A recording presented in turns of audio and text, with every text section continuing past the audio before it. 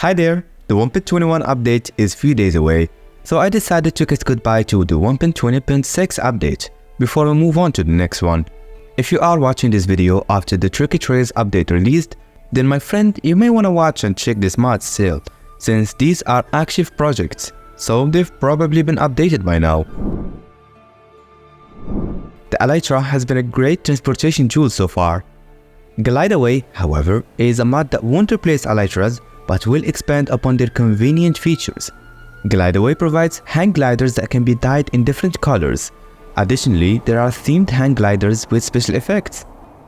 The hang gliders are not just remodeled Elytras, their functionalities differ, allowing for the simulation of air resistance. This can boost you upwards, resulting in an immersive gliding experience.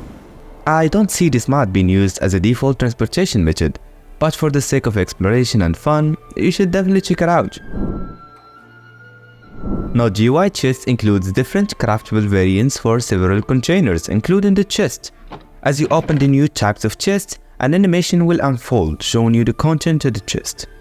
This visual inventory isn't just a convenient cosmetic feature. You can interact with the items within the chest, replacing and supplementing them as you'd like. To open the vanilla interface, you will need to click anywhere but the top of the chest, since clicking there will trigger the GUI animation. Other containers, like the hopper, have animated variants too, but I did encounter problems with the dispensers and the brewing stands. I enjoyed the mod, and I think it would be an excellent addition to make your game more immersive with minimal intervention, since the effect is separate from the normal chest. Most animation mods and resource packs only cover the vanilla movements. However, the Animation Overhaul mod introduces different types of movements. For starters, your character will start flailing as you stand on the edge of a block. This animation is aptly called edging. A different animation is triggered as you walk on a fence. Similar to the edging example, your character will stand loosely as it tries to maintain balance. These animations won't necessarily be that noticeable in survival mode, but having them around can produce hilarious moments as you accidentally trigger some of them. That being said, Animation Overhaul also includes vanilla movements too, and it was originally called Kelvin's Better Player Animations. This, you could say, is an improved and fortified version of said animation mod. This mod, although great, can be a bit too goofy for some people, including myself. Therefore, I would recommend for the authors to try and simplify the movements of the limbs a bit, especially when sprinting and jumping. A.V.A is a mod about adding a bunch of firearms into the game. The special here is how the whole mod was tailored, adding few features and details that allows you to immerse more and more into the modern warfare theme. The weapons here, being assault rifles and all, have decent quality, and I especially love the animations.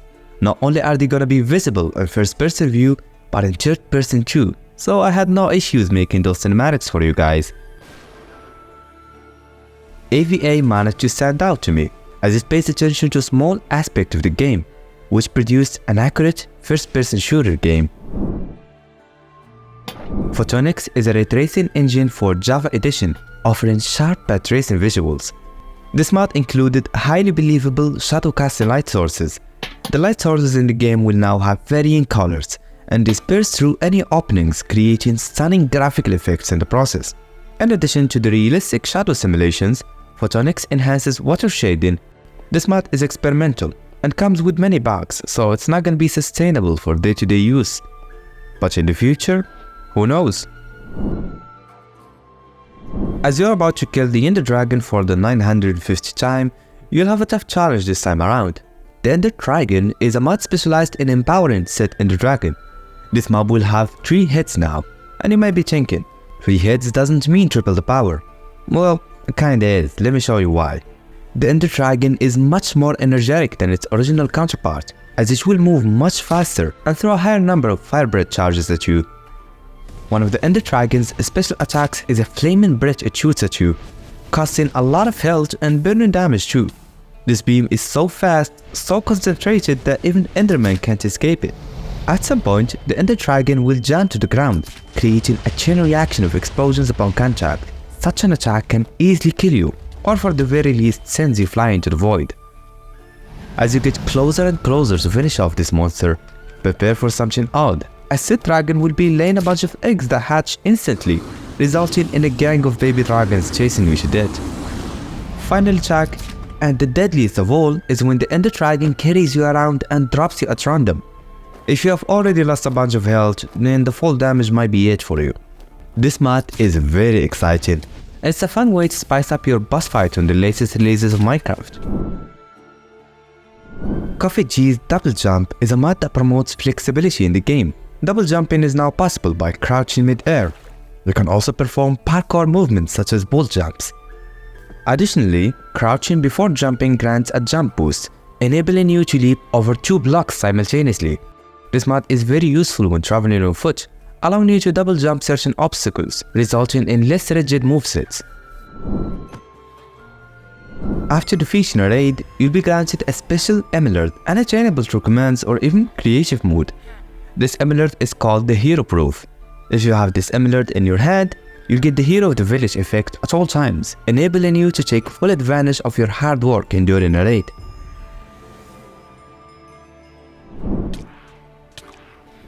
Phantoms are arguably Mojang's worst idea yet.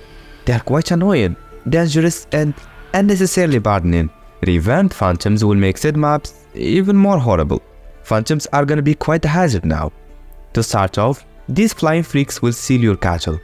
Not to eat them, but just to drop them from the sky, instantly killing them for no apparent reason. So you may want to start building a barn with a roof if you were to survive. If the group is too large, you will be bullied left and right, as the Phantoms have a new range attack consisting of a shockwave that can leave you feeling dizzy and scrambled.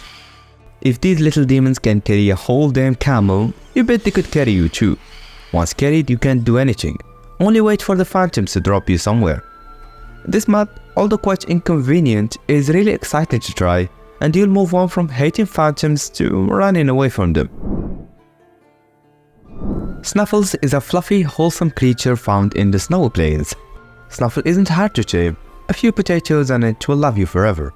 After taming this creature, you can trim its excess fear, exposing its eyes and ultimately healing its blindness. Applying magma cream on Snuffle can further enhance its appearance, eradicating frost from its fear. With a slime ball, you can style Snuffle's hair. Currently, there are 4 hairstyles you could choose from. The trimmed fur can be used to create carpets. If frosted, the carpets can emit snowflakes as you walk on them. This mod is as simple as it can get, providing one singular creature and few ways you could use it and nurture it.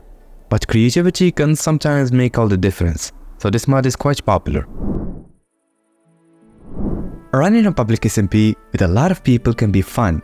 Very fun until things go south. To avoid that, I would recommend installing SecurityCraft mod in your server. To begin here, you'll need to acquire a few universal tools, first being the Universal Block Reinforcer. The special about the reinforced blocks is that they are impossible to break, even by you, which leads us to the second tool, the Block Remover. The name is autological, since this tool will help you remove the reinforced blocks you just placed. If you want to sell a certain property or a block, you can pass ownership through the use of the Universal Owner Changer. After that, only the new owner can modify the blocks. Integrating a keypad to containers will make them password protected, only accessible through a specific PIN code of your choosing. I like this better than the reinforced version of the block, since you can share the confidential number with your gaming partner and you're both going to be able to access it anytime. There's this new type of security door. There is also password protection, which feels very sophisticated, but can also be very jarring, so I would stick with the reinforced doors.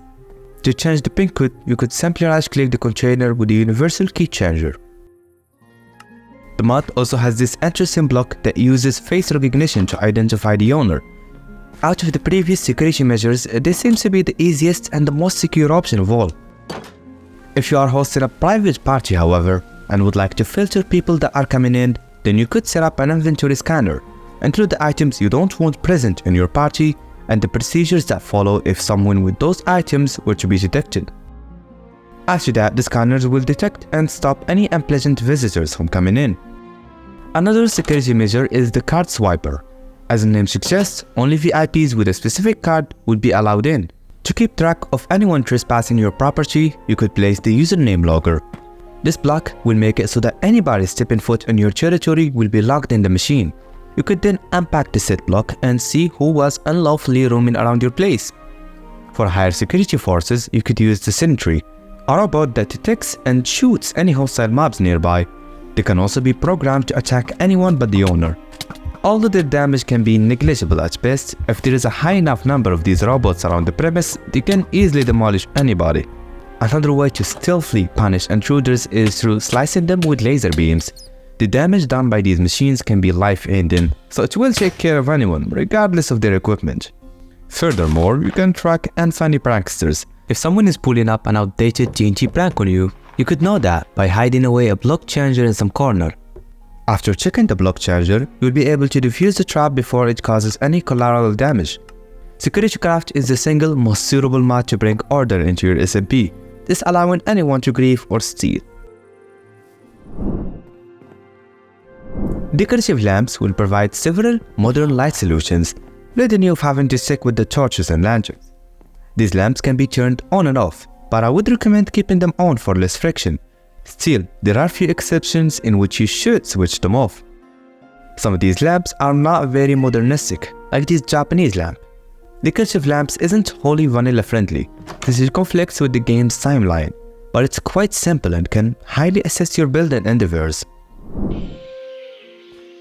Having so many XP orbs in one place can easily crash your computer, and in the base game, such scenarios are quite common when farming XP or after defeating the Ender Dragon. Clumps is a mod that cleverly addresses this issue in Minecraft. It causes orbs to absorb each other, forming larger orbs, which reduces the number of entities to process and results in a smoother frame rate. Goat horns, although useless, can be a fun way to create specific scenes like war declarations and such. Sculk horn gives further use to these items. Mixing them with some Sculk blocks and items will produce one of two new Sculk horns. The first is the Sculk horn area. Blowing this horn will create a sonic boom impact that surrounds you, inflicting a whopping 15 damage points to any mob around you. Less damaging, but just as effective is the Sculk horn distance. Instead of a circular impact, this horn will release a warded sonic boom that extends a few blocks forward. This mod is quite decent, giving purpose to some useless Sculk items as well as making the goat horn an effective tool.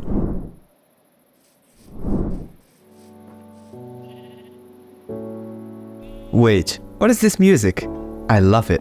Let me just shuffle through the tens of Minecraft soundtracks so that I can find it. What am I listening to isn't just a question you've always had when you've been playing the game and an interesting soundtrack begins, but an actual mod that will bring a small header in the side with the name of the track and the music composer too.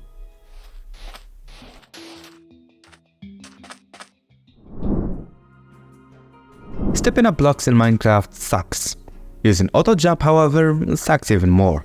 That's why accessible step mod will make it so that each time you encounter a one block high obstacle, you can just skip through it instantly. You could even configure the smoothness of stepping up blocks, making it even quicker and less rigid. This mod provides a new equipment named Utility Belt. In it you can store any tool and utilize it anytime. This build can be highly effective, as it will allow you to access your tools on the fly, along with freeing some inventory space in the process. The Utility Belt is a Vanilla Plus addition in my opinion, since it's only a little belt you could use for organizing tools, and it looks great in your skin too. When was the last time you used the Grindstone? Maybe to make a swordsmith villager, or to repair an Elytra, but for the most part, they're worthless. Imagine being able to remove enchantments but not curses? The Grindstone Sharper Tools gives this workbench the functionality it should have had, along with keeping the one that Mojang has assigned to it. Right-clicking said Grindstone while crouching will give any tool a bump in performance for a maximum of 32 uses. This could be a very helpful thing as you're about to fight a tough battle, destroy an obsidian block, or do anything with more intensity for a lower amount of time. Most backpack mods seems to be the same. A fancy looking backpack with no other uses than, well, you know, packing things on your back.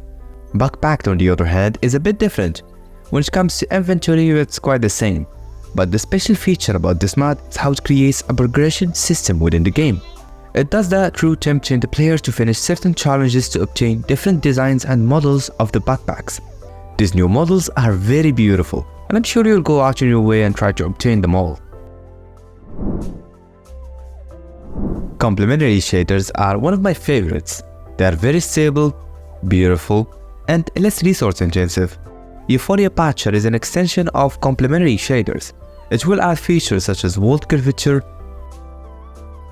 different presets for the Aurora Borealis, attractive foliage, different camera effects, different color scenes for the nether, realistic lava, and much more. Distant Horizons has the ability to share your game from this to this and eventually this. I don't have to explain the nerdy details to you guys. You've probably heard it a million times already, but let's give a brief description for the sake of a proper showcase. Distant Horizons is the ultimate high graphics mod. It will allow for an immensely high render distance that can be pushed to 1,000 chunks. And what I'm showing you now is literally less than a quarter of that number. Distant Horizons 2.1 has managed to merge this feature with an already incredible mod, that being Iris shaders. Now you can run both mods together, and based on the shaders you picked, your performance and visuals will differ. Currently, there are only a handful of shaders supporting this mod, but more and more developers are working on a built-in compatibility with said Distant Horizons. This mod can easily support any mod pack out there, but not the beta version, the one with the shader support. It is still under development. Thanks for watching, my friend. My next mod collection will certainly be about the 1.21 mods, but you guys are gonna have to wait a bit, since I'll be taking a hiatus for a while just as a way to give the great mods time to update. Thanks for watching, like and subscribe if you enjoy these modding videos. See ya in the next one, my friend.